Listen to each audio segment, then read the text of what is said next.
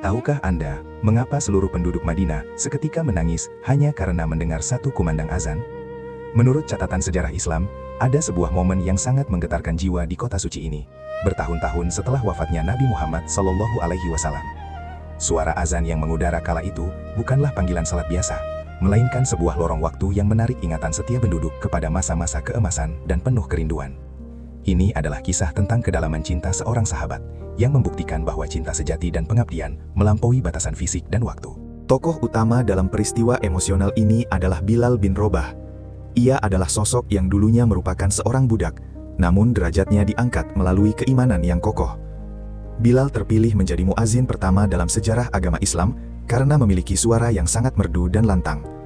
Setiap kali waktu sholat tiba, suara Bilal lah yang selalu menemani dan memanggil umat muslim untuk berkumpul, beribadah, dan berdiri di belakang Rasulullah dengan penuh kekhidmatan dan kedamaian yang menenteramkan jiwa.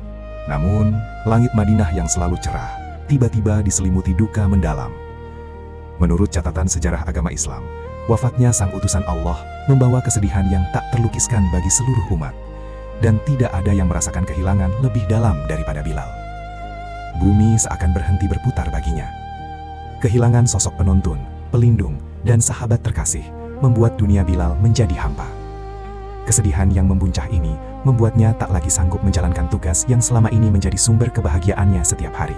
Setelah kepergian sang Nabi, Bilal diminta untuk kembali mengumandangkan azan. Namun, berdasarkan riwayat, ia dengan penuh duka menolak permintaan tersebut. Ia mengungkapkan secara tersirat bahwa ia tidak akan pernah sanggup lagi menyebut nama sang Nabi dalam lantunan azannya tanpa hancur dalam tangisan. Setiap kali ia mencoba mencapai kalimat yang bersaksi bahwa Muhammad adalah utusan Allah, suaranya tercekat, hatinya bergemuruh, dan air matanya tumpah. Azan yang dulu merupakan nyanyian rindu, kini berubah menjadi pengingat pedih akan perpisahan. Sedih, karena tak kuasa menahan penderitaan batin setiap kali melihat sudut-sudut kota Madinah yang selalu mengingatkannya pada sang kekasih. Bilal akhirnya memutuskan untuk pergi. Menurut literatur sejarah, ia memohon izin kepada pemimpin umat kala itu untuk meninggalkan kota suci tersebut dan memindahkan hidupnya ke wilayah Syam atau Suriah saat ini. Kepergian Bilal ini menandai berakhirnya era azan yang indah di kota Madinah. Ia membawa serta kerinduan dan kepedihannya melintasi gurun yang gersang, mencari ketenangan jiwa di tempat yang baru. Di wilayah Syam, Bilal menghabiskan hari-harinya dalam diam dan perenungan religius. Ia melibatkan diri dalam menjaga perbatasan dan menyebarkan ajaran kedamaian. Tahun demi tahun berlalu, namun menurut catatan para sejarawan, kerinduan di hatinya tidak pernah memudar sedikit pun. Meskipun hidupnya kini jauh dari tempat ia membesarkan iman bersama sang Nabi, cinta spiritualnya tetap menyala. Ia menolak untuk mengumandangkan azan di tempat barunya, membiarkan suaranya terkunci rapat bersama kenangan agung di masa lalu yang tak tergantikan oleh apapun. Hingga pada suatu malam yang tenang, sebuah peristiwa spiritual yang luar biasa terjadi.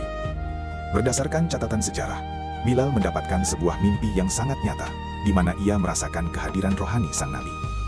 Dalam pengalaman tidurnya itu, ia seolah mendapat teguran penuh kasih tentang mengapa ia begitu lama tidak berkunjung. Peringatan spiritual dalam mimpi ini menghujam relung hati Bilal yang paling dalam. Ia terbangun dalam keadaan menangis terseduh-seduh, menyadari bahwa pelariannya dari kota Madinah justru membuat kerinduannya semakin tak tertahankan. Tanpa membuang waktu, saat itu juga, Bilal mempersiapkan kendaraan dan perbekalannya untuk menempuh perjalanan jauh, melintasi padang pasir, kembali menuju Madinah. Menurut riwayat, perjalanannya dipenuhi dengan air mata dan debar jantung yang tak beraturan. Setiap langkah kudanya yang mendekat ke arah kota suci itu, seolah menghidupkan kembali ribuan kenangan manis yang telah lama ia kubur dalam keheningan. Tekadnya hanya satu, yaitu menuntaskan panggilan rindu dan memberikan penghormatan suci secara langsung di tempat peristirahatan terakhir sang kekasih jiwanya. Setibanya di kota Madinah, Bilal langsung bergegas menuju kompleks suci, di mana sang Nabi disemayamkan. Berdasarkan saksi sejarah pada masa itu, begitu ia bersimpuh di dekat area makam tersebut, pertahanan emosinya runtuh, dan tangisnya pecah tanpa bisa ditahan lagi. Ia menunduk dalam-dalam, meluapkan seluruh rindu dan cinta yang selama bertahun-tahun membelenggu jiwanya.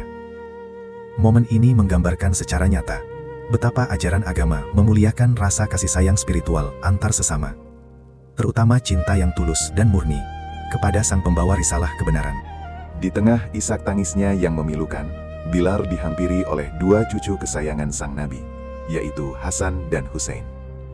Menurut riwayat sejarah yang sangat menyentuh hati ini, kedua pemuda mulia tersebut memeluk Bilal dan memintanya dengan penuh harap agar ia bersedia mengumandangkan azan sekali lagi, setidaknya untuk mengobati kerinduan masyarakat akan masa-masa indah dahulu. Melihat wajah kedua cucu yang sangat memancarkan garis keturunan sang kakek, hati Bilal luluh, dan ia pun tidak kuasa menolak permintaan yang sangat mulia tersebut. Dengan langkah yang gontai dan napas yang berat, dipenuhi haru, Bilal menaiki tempat di mana ia dulu selalu berdiri untuk menyeru manusia kepada Tuhan. Menurut catatan sejarah Islam, langit pagi Madinah seakan bersiap menyambut kembalinya suara yang telah lama menghilang dari angkasa mereka. Angin berhembus lembut menyapu pelataran masjid. Orang-orang yang kebetulan berada di sekitar masjid mulai merasakan suasana kebatinan yang luar biasa. Saat Bilal berdiri di puncak ketinggian dan menatap ufuk, waktu seolah berhenti berdetak. Ketika Bilal mengumandangkan lantunan takbir pertama, suaranya yang khas, merdu, dan penuh getaran emosi itu seketika membelah keheningan kota. Berdasarkan kesaksian sejarah, begitu kata pertama terucap dan memantul di udara, seluruh penduduk Madinah terkesiap hebat. Aktivitas di pasar mendadak berhenti, para pekerja meletakkan alat perniagaan mereka, dan para ibu terdiam kaku. Suara agung itu adalah suara yang sama yang pernah membimbing mereka menuju kedamaian selama bertahun-tahun. Gema tersebut bagaikan kunci magis yang membuka kotak kenangan kolektif seluruh kota.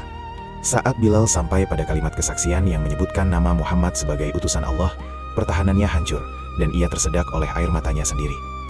Menurut narasi para ulama, suara tangis Bilal menyebar ke seluruh penjuru, memicu ledakan duka massal yang luar biasa. Penduduk Madinah berhamburan keluar dari rumah-rumah mereka menuju arah masjid sambil menangis histeris. Mereka saling berpelukan erat, terseret kembali pada hari-hari indah saat sang Nabi masih tersenyum di tengah-tengah mereka. Itulah hari di mana tangisan tumpah paling banyak di Madinah. Peristiwa bersejarah ini menjadi salah satu monumen paling emosional dalam peradaban awal agama Islam. Berdasarkan refleksi dari catatan para ulama dan ahli sejarah, tangisan massal penduduk Madinah di balik kumandang azan terakhir Bilal mengajarkan umat manusia sebuah pelajaran berharga tentang hakikat cinta yang sejati. Cinta yang tulus dan pengabdian yang mendalam kepada nilai kebenaran akan terus hidup dan berakar teguh di dalam jiwa. Kisah ini membuktikan secara nyata bahwa ikatan spiritual yang dilandasi iman jauh lebih kuat dan abadi daripada sekadar keberadaan fisik di dunia.